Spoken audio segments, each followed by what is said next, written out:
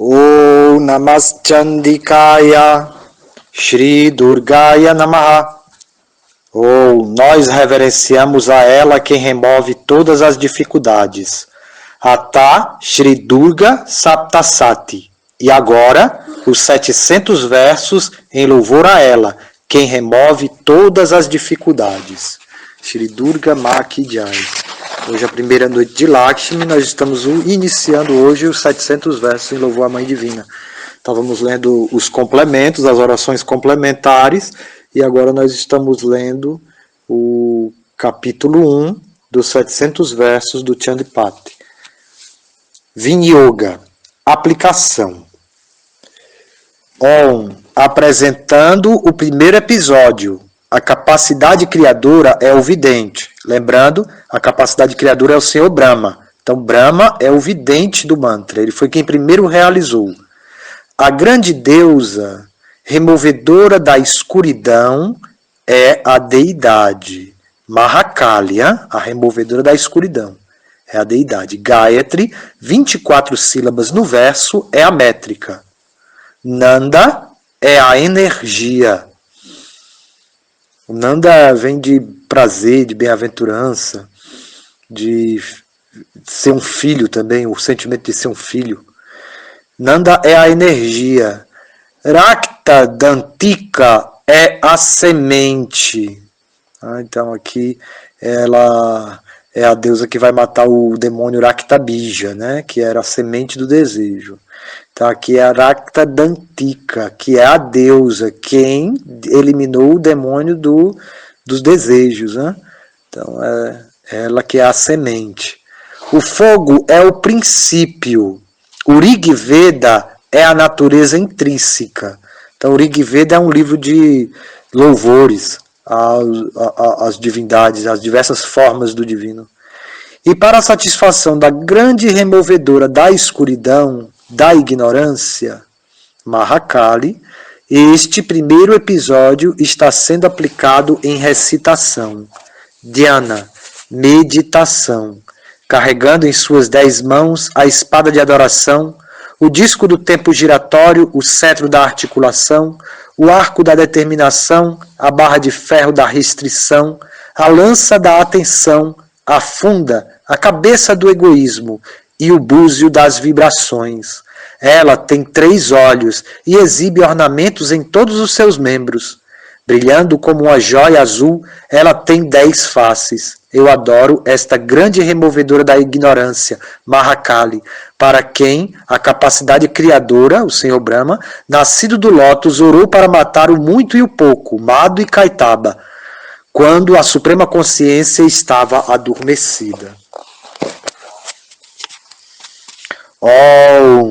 Nós reverenciamos a ela quem dilacera os pensamentos. Namaschandikaya. Aim Markandeya Uvacha. Aim Markandeya disse.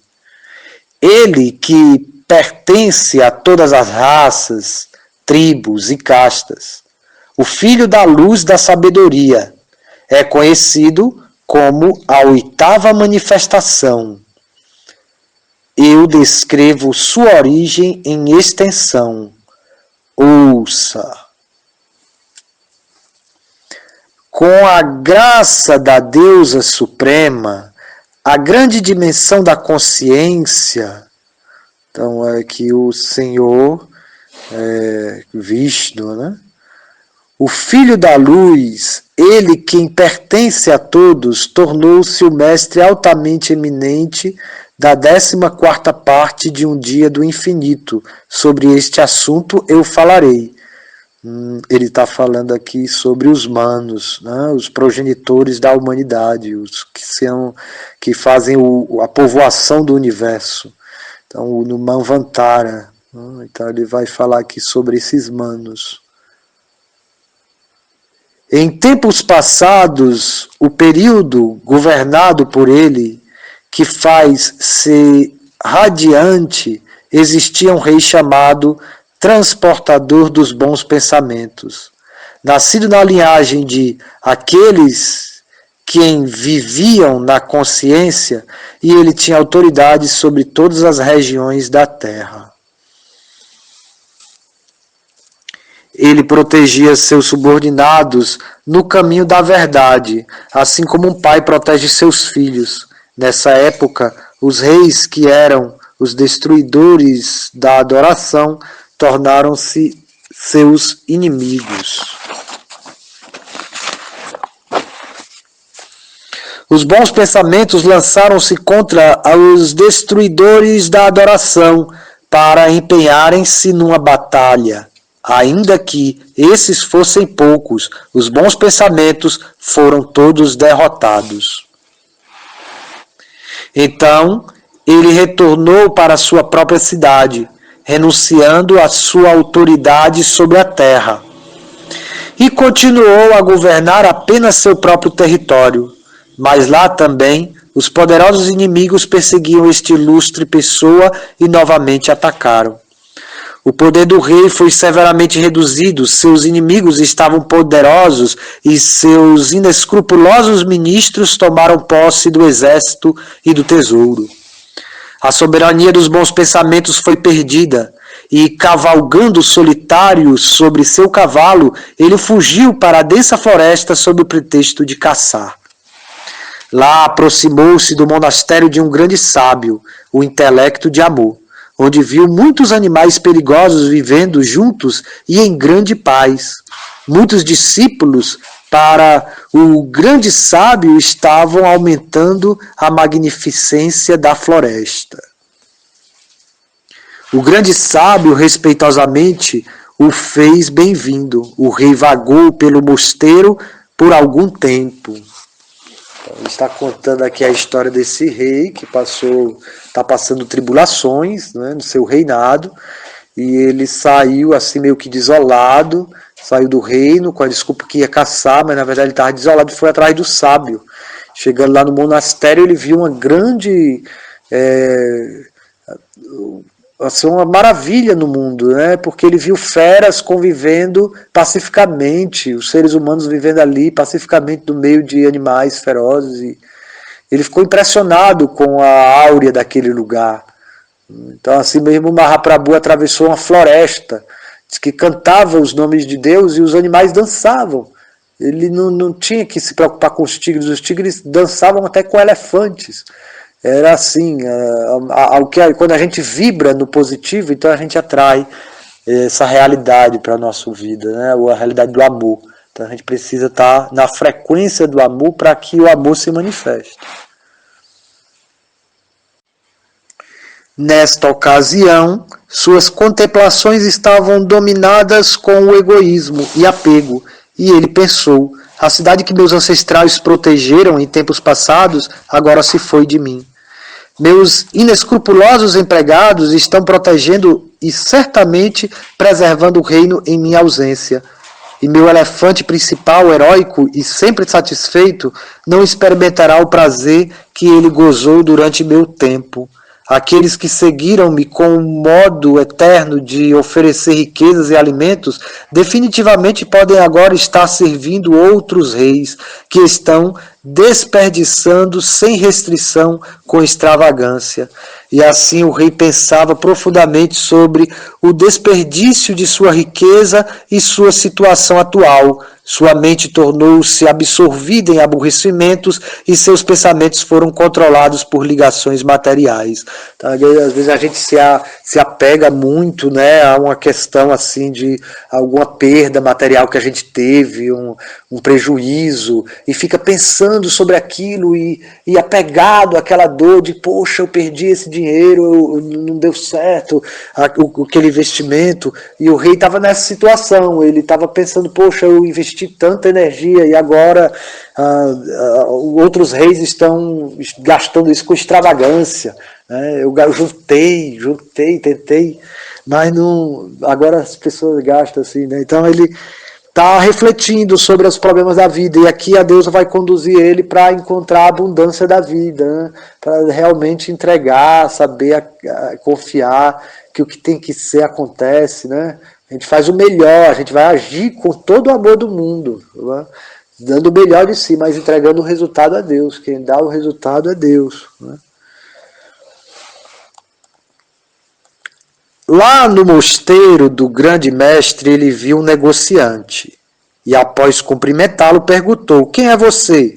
E qual a razão para a sua vinda a esse lugar? Então ele começou a puxar assunto, né? Ele viu um comerciante rico ali no meio do monastério e perguntou qual foi, o que ele estava fazendo ali, puxando assunto, né?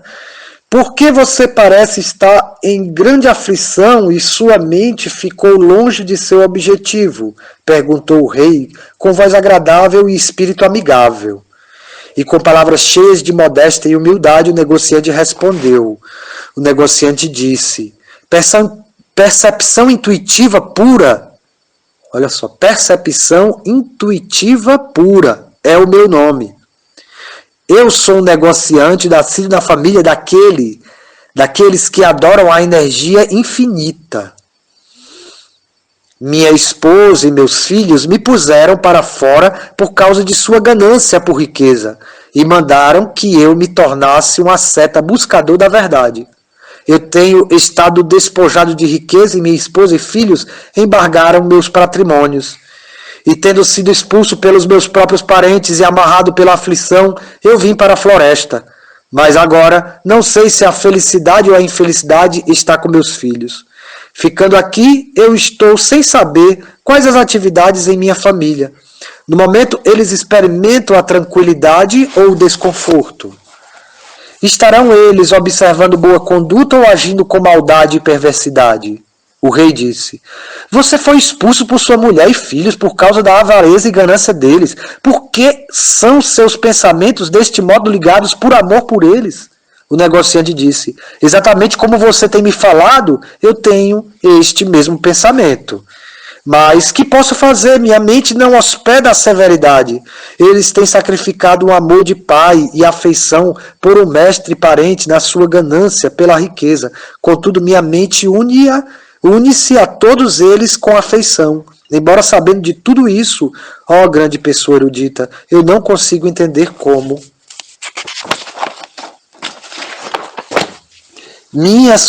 Eu não consigo entender como minhas contemplações estão predispostas a amar mesmo parentes sem caráter, por causa de suas ações. Lamento-me com suspiros e sinto desânimo e desespero. Mas que posso fazer? Minha mente torna-se áspera, mesmo com aqueles que são destituídos. Minha mente não torna-se áspera. Minha mente não se torna áspera, mesmo com aqueles que são destituídos de amor por mim. Então, aqui o comerciante começou a dizer para ele que ele estava ali, foi rejeitado pela família, a família embargou o patrimônio dele.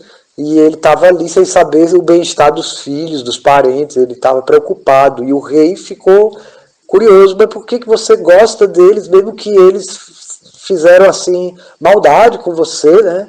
Aí ele diz: bom, eu penso isso, mas eu não consigo parar de me lamentar. Então, essa é a situação que a gente está nesse mundo.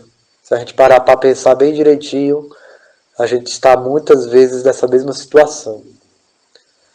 Então, gratidão por acompanharem aí esse Navaratri. A Mãe Divina vai trazer muitos ensinos para que a gente possa transformar esses maus pensamentos em bons pensamentos. Então, feliz Navaratri. Gratidão.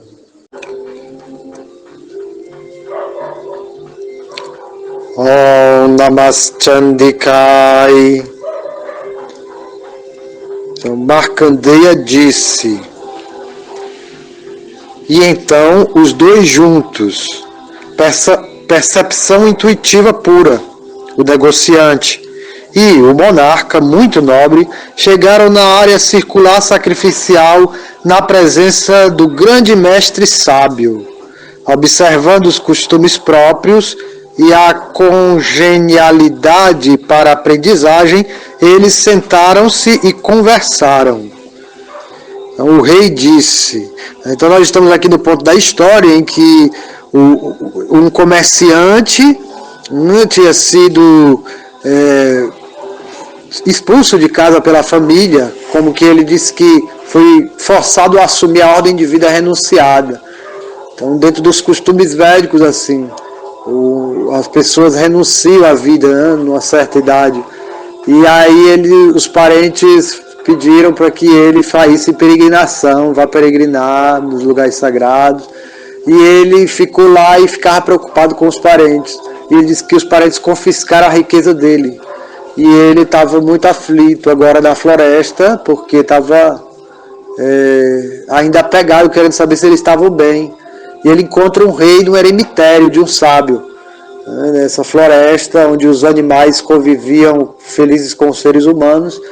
Eles encontraram com um sábio. Então essas duas pessoas aflitas, porque o rei tinha sido também expulso do seu reinado, tinha perdido seu reino, e agora eles estavam aqui nessas condições desoladas. Então o rei disse para o sábio: a vós que tende unido-se com o ser infinito, eu desejo perguntar somente uma questão, e por favor, deleitai-vos por falar-nos sobre isso. Minhas reflexões estão sem controle e causam muita aflição em minha mente.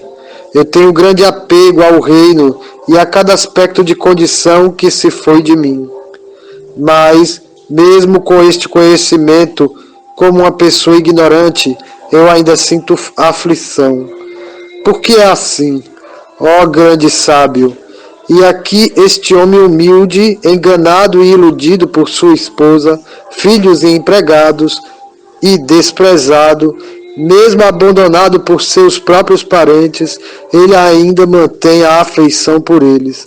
Deste modo, nós dois estamos sofrendo muito.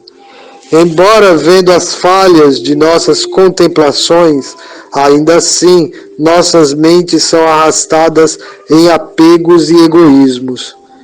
Que é isso, ó pessoa exaltada, que causa essa ignorância mesmo na presença de nossa sabedoria e entendimento?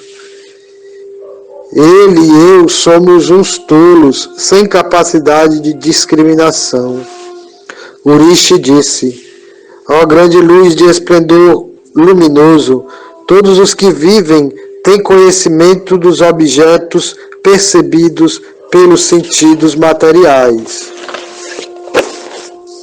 Mas os objetos dos sentidos são percebidos diferentemente por todos os seres.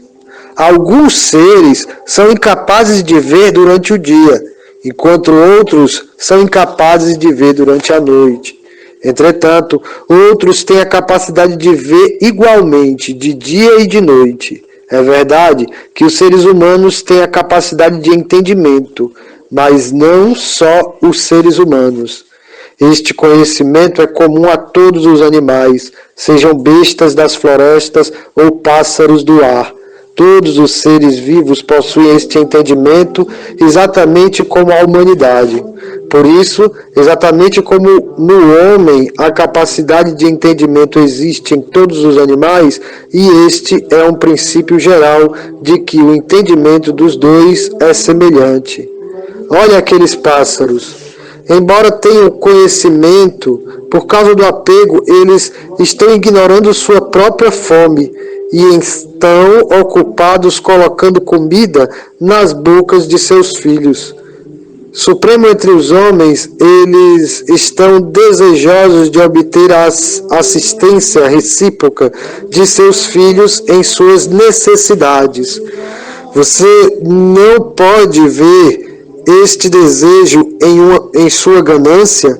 Mesmo assim, os homens são lançados no redemoinho dos apegos e na cova da ilusão. Muito profundo, né? Que ele está puxando aqui mesmo da nossa consciência, sobre como que a gente vê todas as nossas atividades. A gente está sempre apegado ao resultado, né? Querendo colher o fruto da ação no futuro. Pela grande dimensão da consciência, que é a causa da circunstância de todos os objetos na criação e de suas relações, porquanto não há necessidade de espanto. a consciência do universo, o Supremo Senhor é colocado no sono da união divina. Pela grande dimensão da consciência, Mahamaya, e portanto o mundo é iludido por ela. Ela, a deusa suprema, a grande dimensão da consciência, encanta a capacidade de compreender de todos os seres conscientes, com tal força como para empurrá-los da ignorância dos apegos egoístas. O universo nasce dela, o mundo perceptível com tudo que se move e não move. E é ela quem, satisfeita, concede aos homens as bênçãos da liberação. É ela quem é conhecimento supremo, a causa da liberação da consciência, a existência eterna. E ela é a causa da servidão da consciência aos objetos e suas relações, a suprema total e completa sobre todos os reis.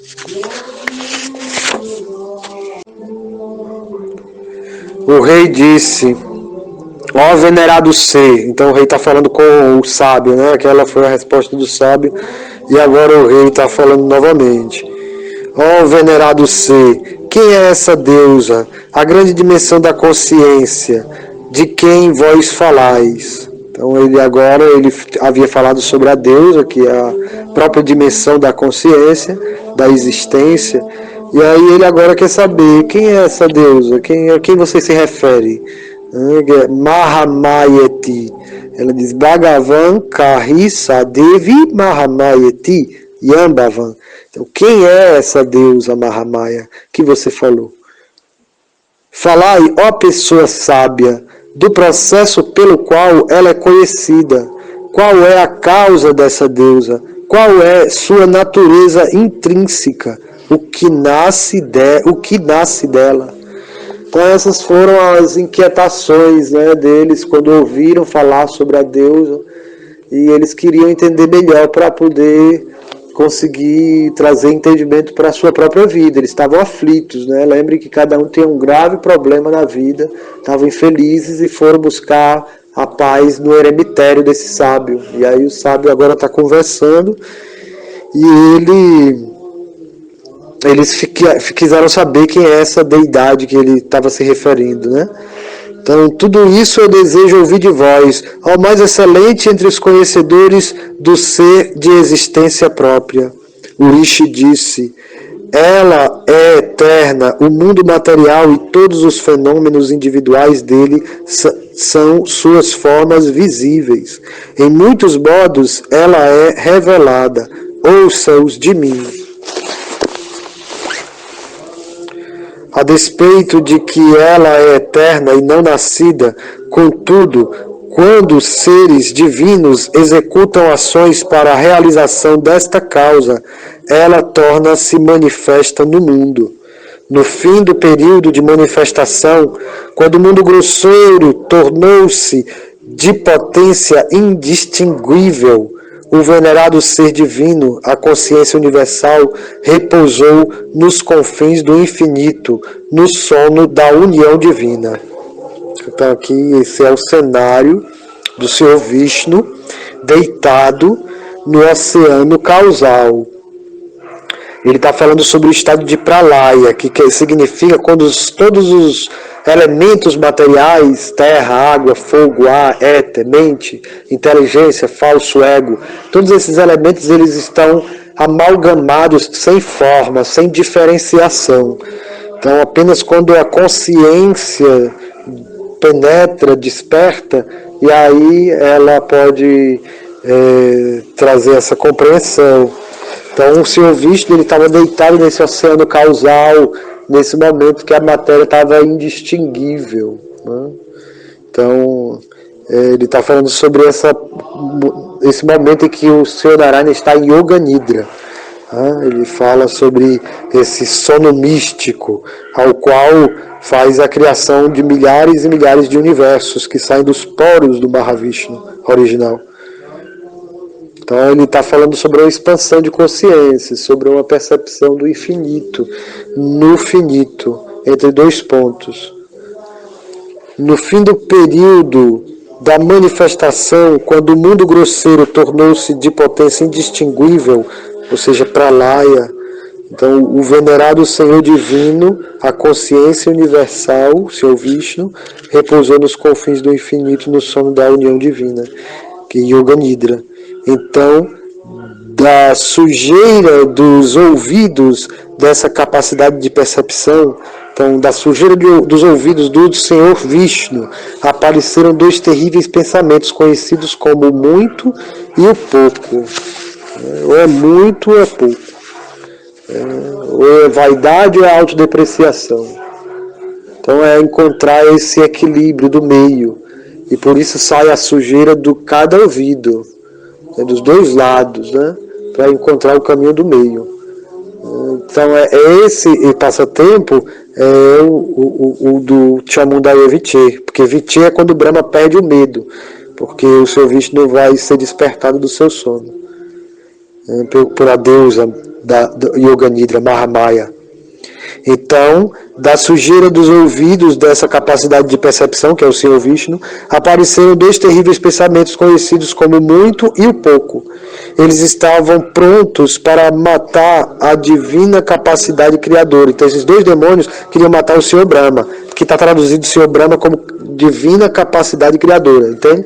Então, ele pega a deidade de Brahma, ele traduz assim, para trazer um significado.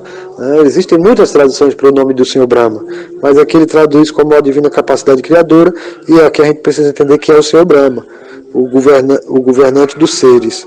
Então, ele foi atacado, o Senhor Brahma foi atacado por esses dois demônios que saíram dos ouvidos de Vishnu, da sujeira do ouvido de Vishnu.